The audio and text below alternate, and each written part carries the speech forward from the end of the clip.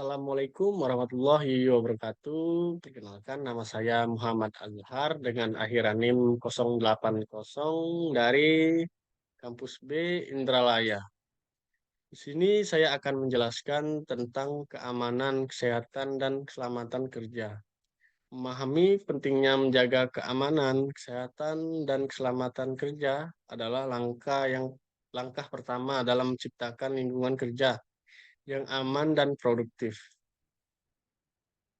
Sebuah pengantar tentang pentingnya menjaga keselamatan dan kesehatan di tempat kerja atau K3 memainkan peran penting dalam melindungi pekerja, mencegah kecelakaan, dan meningkatkan produktivitas. Mari kita jelajahi definisi, tujuan, manfaat, peraturan, komitmen perusahaan, implementasi, evaluasi, dan pemantauan K3.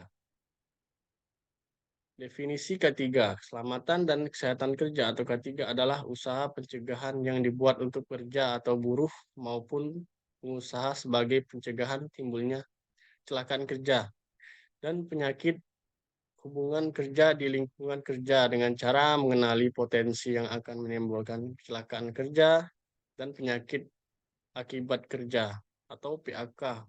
Adapun syarat-syarat keselamatan kerja telah diatur dalam Pasal 3 Ayat 1 Undang-Undang Nomor 1 Tahun 1970 tentang Keselamatan Kerja. Berikut merupakan tujuan K3. K3 atau Kesehatan dan Keselamatan Kerja adalah bidang yang berhubungan dengan keselamatan, kesehatan, dan kesejahteraan manusia yang bekerja pada sebuah institusi ataupun lokasi proyek. Penerapan K3 di Indonesia telah diatur dalam undang-undang serta memiliki fungsi dan tujuan tertentu. Menurut Undang-Undang, K3 bertujuan untuk memberikan jaminan kesehatan, keselamatan, dan kesejahteraan bagi para pekerja di lingkungan kerja. Selain itu juga, ada tujuan dan manfaat K3 lainnya, baik bagi pekerja ataupun bagi perusahaan. Tujuan K3 adalah melindungi dan menjamin kesehatan, keselamatan, dan kesejahteraan pekerja dan orang lain di lingkungan kerja. Tujuan ketiga juga memastikan sumber produksi terpelihara dengan baik dan meningkatkan kesejahteraan dan produktivitas. Nah, di sini mengapa K3 penting? Yang pertama yaitu keamanan karyawan. K3 melindungi karyawan dari cedera dan penyakit akibat kerja, menciptakan tempat kerja yang aman dan sehat. Yang kedua yaitu produktivitas yang lebih baik. Implementasi K3 yang baik meningkatkan produktivitas karyawan, mengurangi absensi, dan meningkatkan kualitas kerja. Yang ketiga yaitu reputasi perusahaan. Menjalankan K3 dengan baik akan membangun citra perusahaan yang bertanggung jawab dan dapat meningkatkan kepercayaan klien dan mitra bisnis. Berikut manfaat K3. Keamanan dan kesehatan kerja atau K3 memiliki banyak manfaat, antara lain meningkatkan keselamatan dan kesehatan pekerja, mencegah kecelakaan kerja dan penyakit akibat kerja, meningkatkan produktivitas kerja, mengurangi biaya perusahaan akibat kecelakaan dan penyakit kerja, dan membangun budaya kerja yang aman dan sehat. Nah, berikut merupakan undang-undang terkait K3. Yang pertama yaitu Undang-Undang Nomor 1 Tahun 1970 tentang Keselamatan Kerja. Yang kedua, Peraturan Pemerintah Nomor 50 Tahun 2012 tentang penerapan sistem manajemen keselamatan dan kesehatan kerja. Yang ketiga, Peraturan Menteri tentang Kerja dan Transmigrasi Nomor 5 Men 1996 tentang keselamatan dan kesehatan kerja di bidang konstruksi. Yang yang keempat yaitu Peraturan Menteri tentang Kerja dan Transmigrasi Nomor 30 Men 1999 tentang persyaratan keselamatan dan kesehatan kerja di bidang pertambangan umum. Berikut merupakan peraturan dan standar K3 yang perlu dipahami. Setiap perusahaan harus mematuhi peraturan dan standar K3 yang berlaku untuk memastikan keselamatan dan kesehatan kerja yang optimal. Beberapa peraturan dan standar ketiga yang perlu dipahami antara lain Undang-Undang Nomor 1 Tahun 1970 tentang Keselamatan Kerja, Undang-Undang Nomor 13 Tahun 2003 tentang Ketenagakerjaan, Peraturan Pemerintahan Undang-Undang Nomor 50 Tahun 2012 tentang penerapan sistem manajemen keselamatan dan kesehatan kerja. Selanjutnya, Standar Nasional Indonesia atau SNI tentang keselamatan dan kesehatan kerja dan konvensi internasional tentang keselamatan dan kesehatan kerja diartifikasi oleh Indonesia. Selanjutnya, prosedur dan praktik terbaik dalam K3. Yang pertama, pencegahan cedera, pemakaian peralatan pelindungan pribadi atau PPE, dan pengawasan rutin pada peralatan mesin, dan penyeluruhan edukasi tentang potensi bahaya. Selanjutnya, tanggap darurat.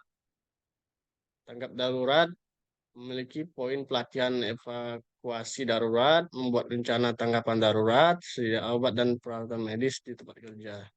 Budaya ketiga, memfasilitasikan karyawan untuk melapor bahaya dan saran perbaikan,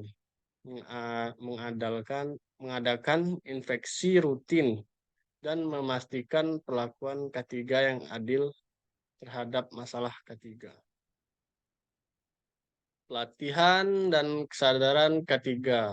Latihan dan kesadaran K3 sangat penting dalam memastikan keselamatan dan kesehatan kerja di tempat kerja. Dengan adanya pelatihan, karyawan dapat memahami risiko dan bahaya yang mungkin terjadi serta cara menghindarinya. Selain itu, kesadaran K3 yang tinggi akan mempromosikan budaya keselamatan yang positif di tempat kerja. Berikut merupakan edukasi dan pelatihan K3. Yang pertama yaitu pemberian informasi. Memberikan informasi terkait K3 melalui laporan, brosur, dan papan pengumuman. Selanjutnya yaitu yang kedua, pelatihan K3 dasar. Pelatihan wajib bagi seluruh karyawan yang meliputi pemahaman akan hazard, pemakaian PPE, dan tindak darurat. Yang ketiga yaitu meningkatkan kesadaran. Membuat program edukasi rutin meningkatkan kesadaran karyawan akan perlunya K3 dan manfaatnya. Berikut merupakan hukum ketenagakerjaan di Indonesia. Hukum ketenagakerjaan adalah seperangkat ketentuan yang ditetapkan untuk melindungi pekerja dan perusahaan dalam hubungan kerja.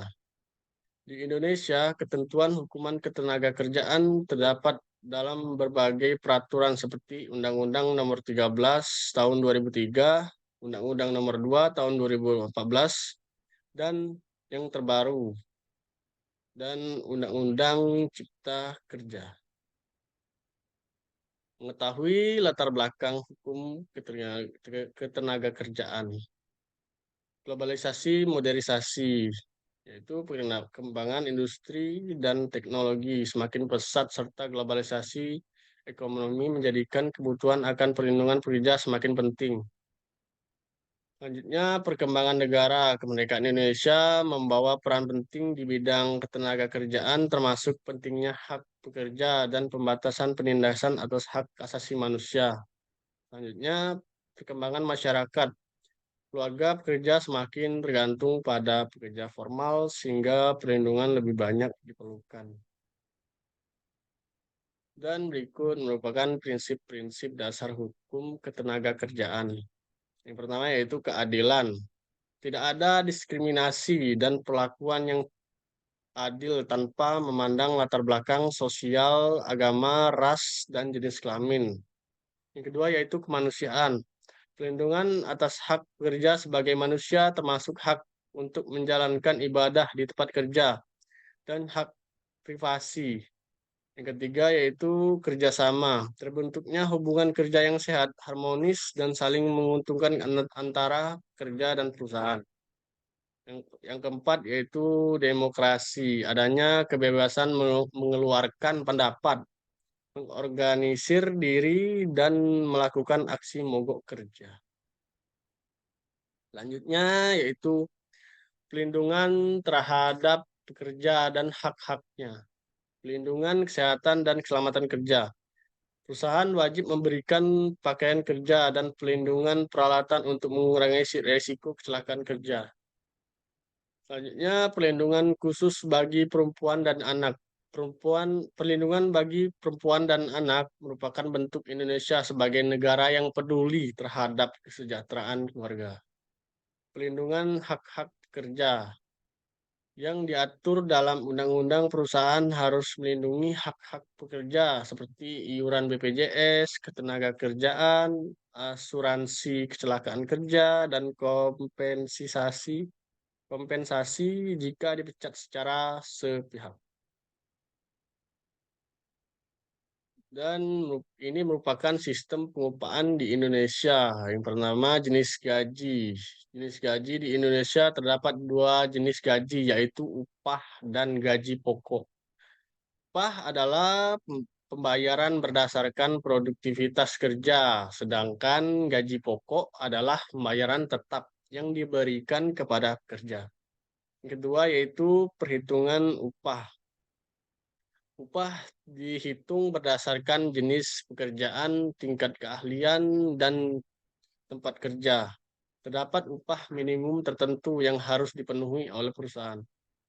Yang ketiga yaitu tunjangan. Perusahaan wajib memberikan tunjangan seperti tunjangan makan, transportasi, dan tunjangan hari raya.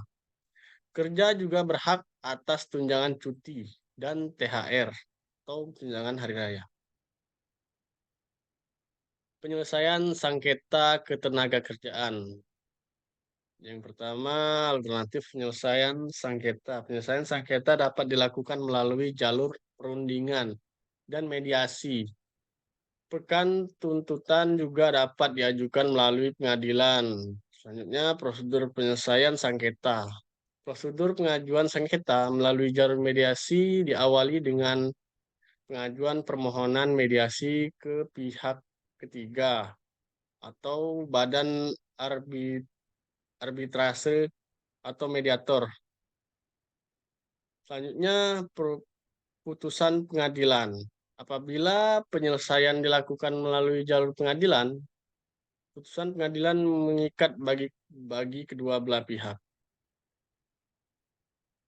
Berikut tenaga tantangan dalam implementasi hukum ketenagakerjaan. Penegakan hukum. Seringkali terjadi pelanggaran terhadap hukum ketenagakerjaan yang tidak terkontrol sebagai akibat kurangnya ketegasan pengawasan dan penegakan hukum. Desakan revisi hukum, revisi Undang-Undang Ketenagakerjaan Indonesia melalui protes dari berbagai pihak karena dianggap terdapat ketidakadilan dan pelemahan hak-hak pekerja. Selanjutnya, perubahan teknologi. Akibat perkembangan teknologi dan otomatisasi pekerja yang sebelumnya dijalankan oleh manusia dapat digantikan oleh mesin. Hal ini mendesak adanya regulasi yang sesuai dengan zaman. Dan berikut merupakan prinsip-prinsip umum keselamatan dan kesehatan kerja. Terdapat 8 prinsip ketiga yang harus dipenuhi dalam upaya menjaga keselamatan dan kesehatan kerja atau ketiga, ada 8 prinsip yang harus dipatuhi dan diterapkan di lingkungan kerja.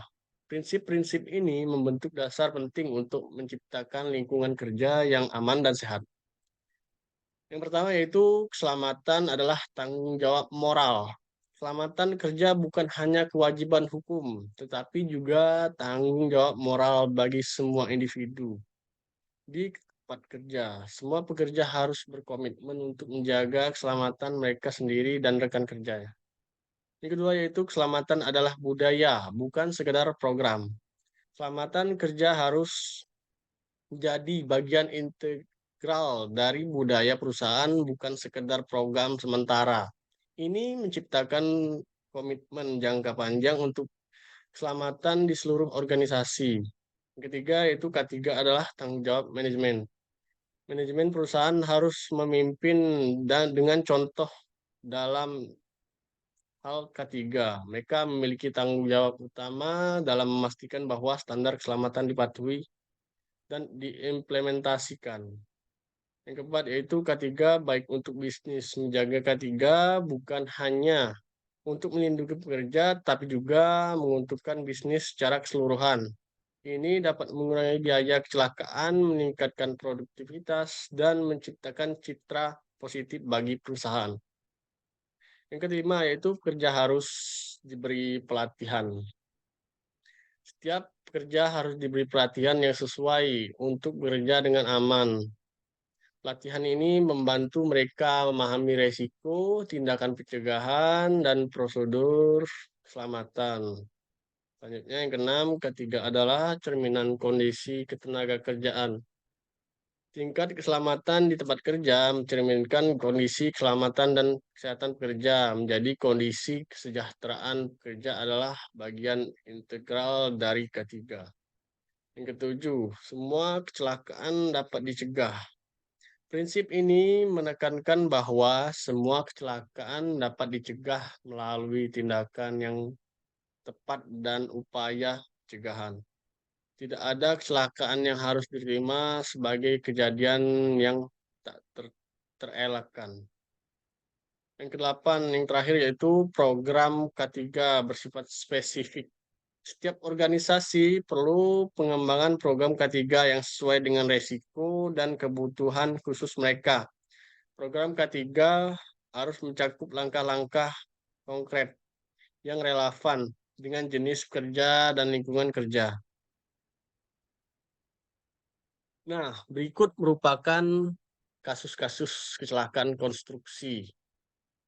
Kasus-kasus kecelakaan konstruksi tersebut meliputi ambruknya grinder tol Depok Antasari Jakarta pada Januari 2018. Dan kita lihat pada gambar ambruknya balok grinder dan ambruknya launcher Granty proyek Double Double Track atau DDT Jakarta pada Februari 2018